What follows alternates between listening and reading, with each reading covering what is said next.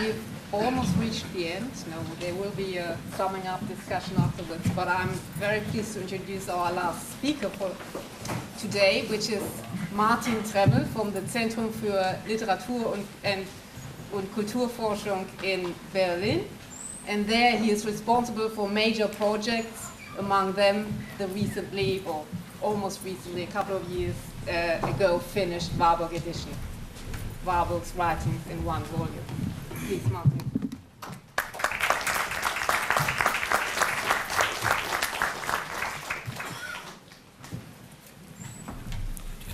Yeah, thank you so much. Thank you, Claudia and David, for the invitation and for the introducing words. I know all of you are very tired now after 3 days of this marvelous event. I'm tired too, so I have a special kind of arrangement for my presentation. The first 10 minutes will be, thank you so much, will be a lecture, a talk. I'm standing and I'm reading, and the second part, 15-20 minutes, will be a kind of guided tour through the last plate of Aby Warburg's Bilderatlas. You have seen it before, so for the first 10 minutes you will only see this, and for the last 20 minutes you will see a lot of pictures. Well,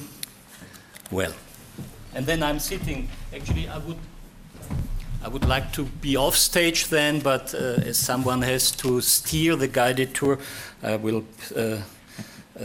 be on stage. Okay, the Pictorial Atlas. What I also want to say, it's not only a lecture for the specialists, for the electee, it's a broader approach as what I was trying to do with Sigrid Weigel and Perdita Ladwig in the edition at Surkamp 5 years ago. It's a book both for the newcomers and it's a book both for the specialists, and I will try to keep to this course. The Pictorial Atlas. When Warburg died on October 26, 1929, he left behind 63 panels with more than 1,000 photos, his Pictorial Atlas, the Bilderatlas. As a project, it was the, quote, illustrated psychological history of the interval between impulse and action. End quote. Die illustrierte psychologische Geschichte des Zwischenraums zwischen Antrieb und Handlung, as he explained in his draft for an introduction. In the Pictorial Atlas, Warburg combined figures of ancient Greek and Roman mythology with others from the Bible and its translation into Judeo-Christian Islamic histories. Pictures of works of art with those of decoration, applied and commercial arts. The Pictorial Atlas as such does not exist, and in a way has never existed at all, but in a series of photos. 3 different versions have survived, but only one, called The Last, has been published so far, and for the first time by Martin Wanke and Claudia Brink in 2000. What Warburg tried to do by the Pictorial Atlas was mapping, collecting, and grouping expressive elements which he regarded to be universal. Pagan fear was modern fear, but, quote, the major Olympic divinities have ceased to be the subject of active sacrificial rituals since they have been archaeologically sterilized. You have heard this before with Leckner. They are what the German poet Heinrich Heine called Götter im Exil, gods in exile. And Sigrid Weigel has shown how important Heine was for Warburg. And David, you have enough Heine in the Warburg Institute, so that's no problem. They are a form of Nachleben, mixing sacralization and resacralization, disenchantment with ecstasy. The Pictorial Atlas was extensively used by Warburg during the last 5 years of his life. After having returned from the sanatorium at Kreuzlingen in the summer of 1924, he worked on it as both a single project and as his master method. Legend, in this case Gombrich's intellectual biography of Warburg, has it that Fritz Sachsel, who with Gertrud Bing was Warburg's closest collaborator then, that Fritz Sachsel was actually the inventor of the Pictorial Atlas as a special technique of showing and combining images and small parts of text for lectures. In fact, fact, Saxel was active in adult education at the Volksheim in Vienna after his demobilization from World War I. But most probably the Pictorial Atlas was developed by Warburg himself with Saxel's aid. Sometimes after Kreuzlingen, where its Urszene might be situated, as Christopher Johnson has recently assumed in his magnificent memory metaphor and Aby Warburg's Atlas of Images. Emerging from at least temporary insanity and deep depression, Warburg has transferred his famous Zettelkästen, slip boxes with notes and sketches, into what I would like to call Bilderkästen, which form the Pictorial Atlas. It is ruled by the same principle as the KBW as a whole, that of good neighborhood. Warburg had converted himself from bibliophilia to iconophilia. The Pictorial Atlas consists of panels which were covered by black cloth on which black and white photos are pinned.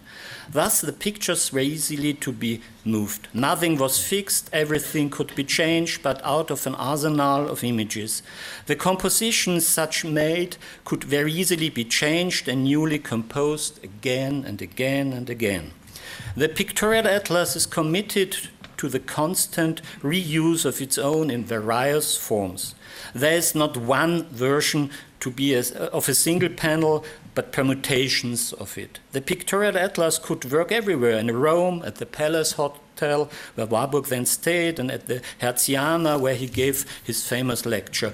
Its photos could also be pinned on a curtain, so when Warburg and his wife visited Albert Einstein in a spa on the Baltic Sea in 1928, as Claudia Wedepol has shown in her last book with Horst Bredekamp.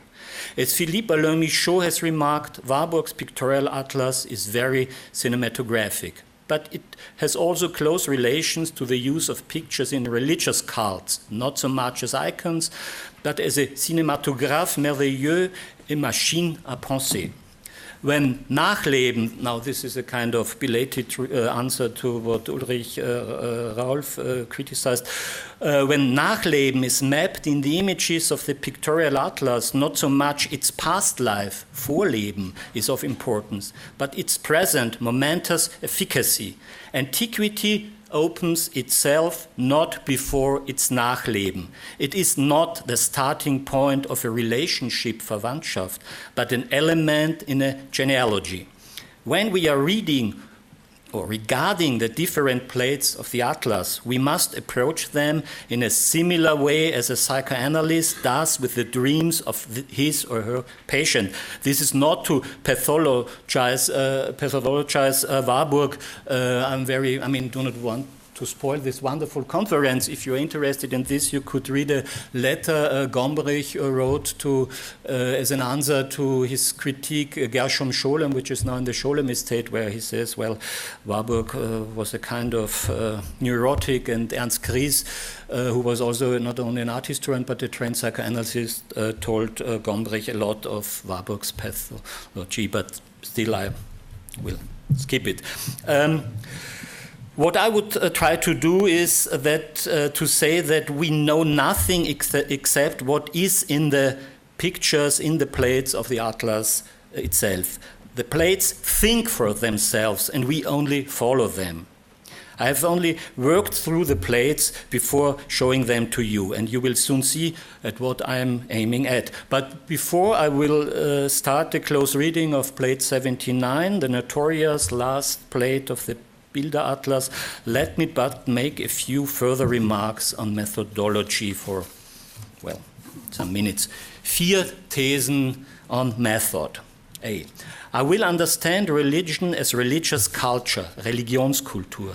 Thus, religion is not a system of knowledge or beliefs. It is not centered around holy scriptures, but it is a cultural system of habits and traditions. Religious culture proves to be a Lebensform and may be a Denkstil too, but not an identity. Religion as religious culture possesses different, sometimes conflicting symbols which can be taken as Energiekonserven, as Warburg has it in his notes on Mnemosyne 1, like Melancholy Point 1 of Dürer. B. In my enterprise, I have many questions to pose. Here are some of them. How are different religious cultures represented in the Pictorial Atlas? Does Warburg make use of religious cultures within his analysis? And can we learn something for our own analysis of religious cultures from the Pictorial Atlas? I now will answer none of these questions, but please keep them in mind. See. On Warburg and religion, the communis opinio is more or less the following one, quote, Warburg had never forgotten his own struggle for liberation from the confining bonds of Jewish ritualism, but he held religion in deep respect. End of quote. So Gombrich in his intellectual biography. And Gombrich further states that, quote, the problem of religion, especially of the Christian religion, end quote, had become important for the late Warburg as a field of study. Or as Hans Liebeschütz in his very useful essay, Aby Warburg as Interpreter of Civilization, which appeared in the yearbook of the Warburg Institute in 1971, 1 year after Gombrich's biography, has it, quote, Warburg did not forget his roots, but he didn't allow himself to be proud of it, end of quote. I would rather say that he didn't make much out of it. D. Warburg's own approach for how to use the study of the history of religion can best be illuminated by a remark which he made in his study on Luther and astrology.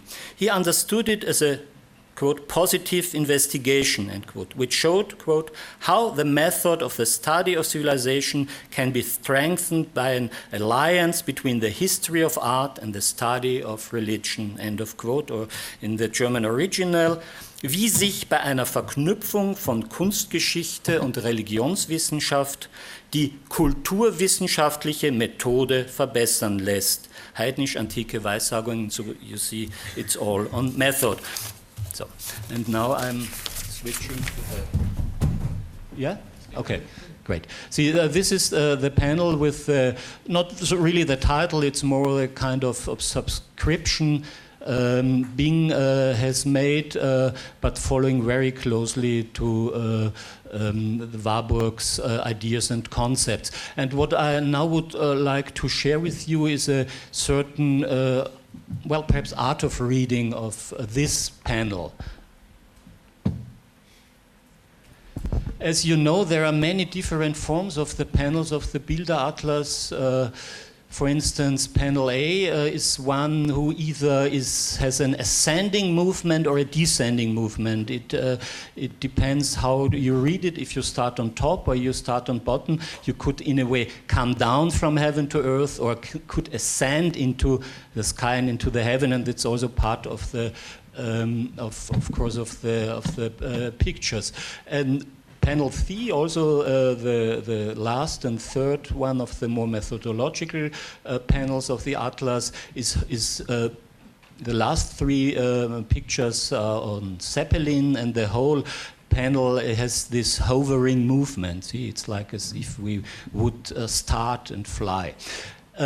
Compared to these two panels, our panel 79 is a more, I would say, a thick one. Okay. It's full. And let's see how we could work on them. One could say, of course, there are many commands and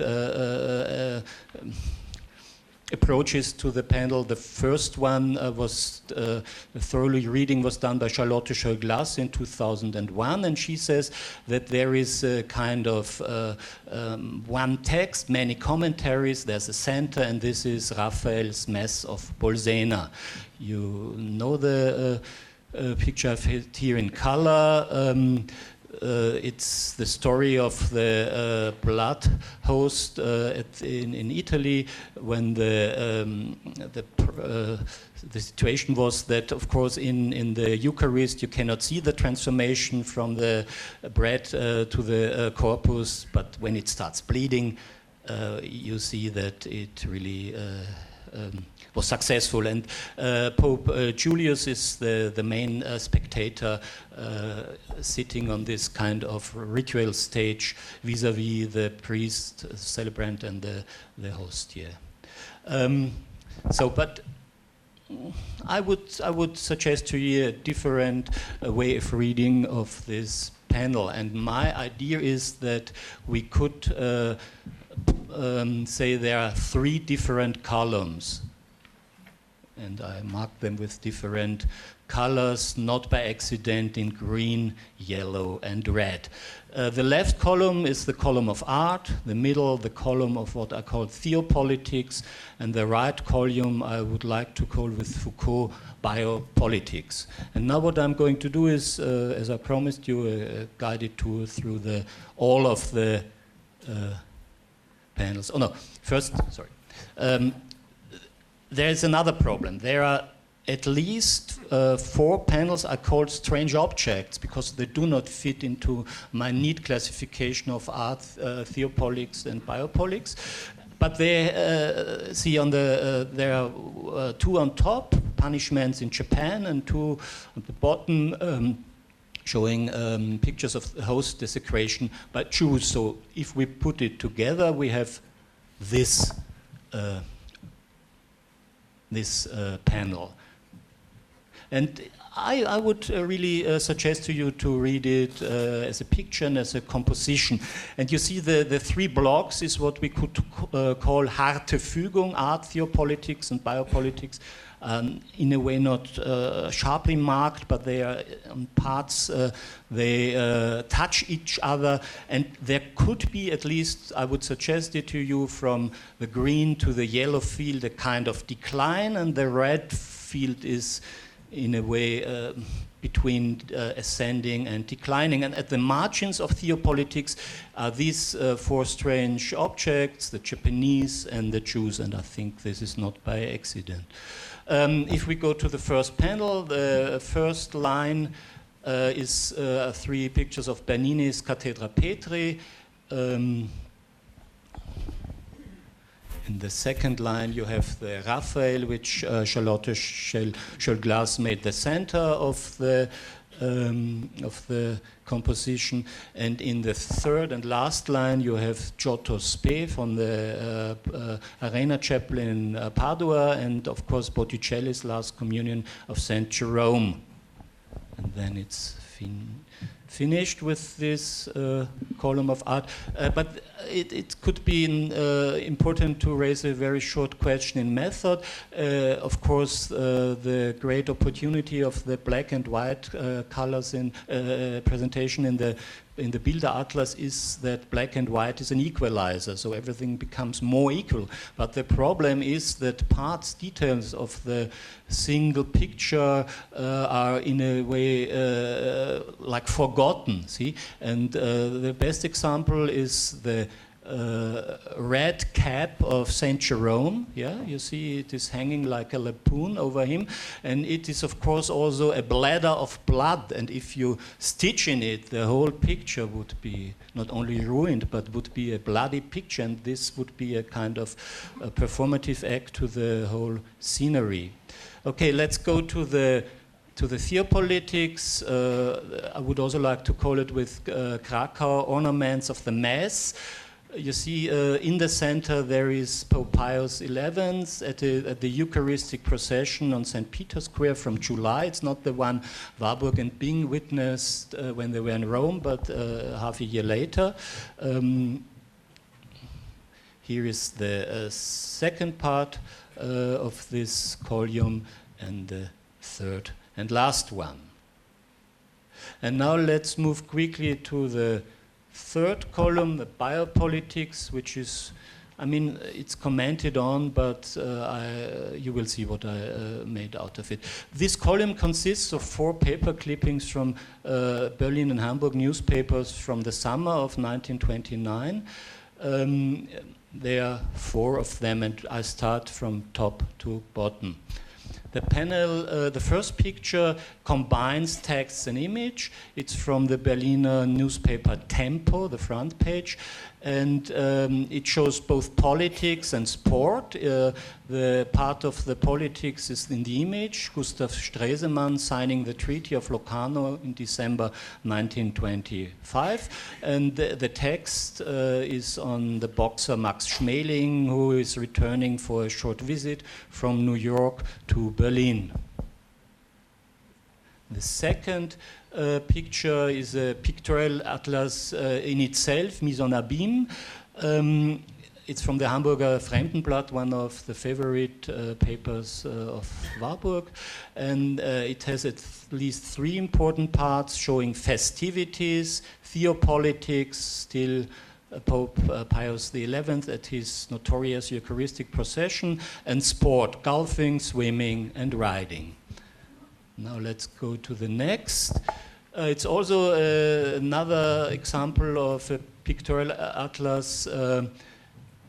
Now, different parts, pictures of show business, theopolitics or politics at all, and the last one in the upper corner right down is a photo of Eckener's famous Zeppelin over New York. Eckener was a German pilot who made in 80 Tagen um die Welt, so to say, a world trip by his Zeppelin, and Warburg was quite obsessed by this. And let's move to the very last. It's from the Hamburger Mittagsblatt, is the most, so to say, mysterious part of this composition. It combines both text and image, as has the first part of this last column done. And see, I tried to read the lines. The first one, Ab nach Lakehurst, meaning Hugo Eckener's Zeppelin flight around the world. Bei den Rassenkämpfen in Palästina alludes to the fights between Jews and Arabs in Palestine in summer 1929. Konferenz gescheitert means that there is the conference on the Young Plane at The Hague, and it was still on the brink, but it was quite successful. And the last line is on a fatal car accident, to which alludes also the only image, meaning a fatal train accident. So that's what the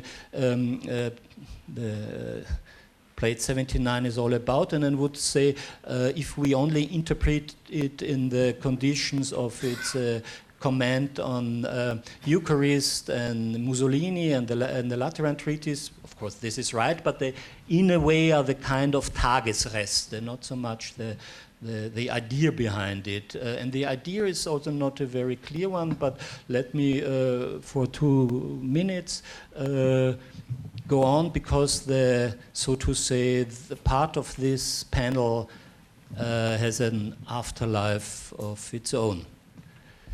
As I wanted to show to you, I would say that panel 79 is at least the diptychon, not only the Raphael, but also the Hamburger Fremdenblatt has a kind of afterlife. And now let's see. The picture 12 was torn by Warburg, of course, but one could also say by its inner energy. And it fell into 2 parts. The one is the sporting part, golfing at Hamburg Flottbeck. You have it in violet. And the other one is the theopolitic part, but now combined with the ceremonial drinking in the fraternity Franconia. Warburg also cut this into pieces and made, so to say, a new picture out of the one. And he put it into other plates, which is also important. So plate 79 can be found in plate 72, which puts together theopolitics and the representation corporaliter. The plate 72 is on Rembrandt. It's one of the Claudius Civilis plates. And what is also so interesting, that Warburg makes a pun on Hoc Corpus Meum, so to say, the ritual formula of the Eucharist, when he says we can also put it into meum corpus est hoc, which is the case with the swimmer, part of which is incorporated in the picture of the papal Eucharist procession. And just let me proceed to the next one. And plate 79 can be found in plate 77. So Biopolitics is now approaching child murder. The golfing at the Hamburg Flottbeck is brought in a connection or in a composition with the Delacroix Medea child murder, panel 77, which brings, so to say, the golfing back to its narrow connection to the headhunters. Thank you very much.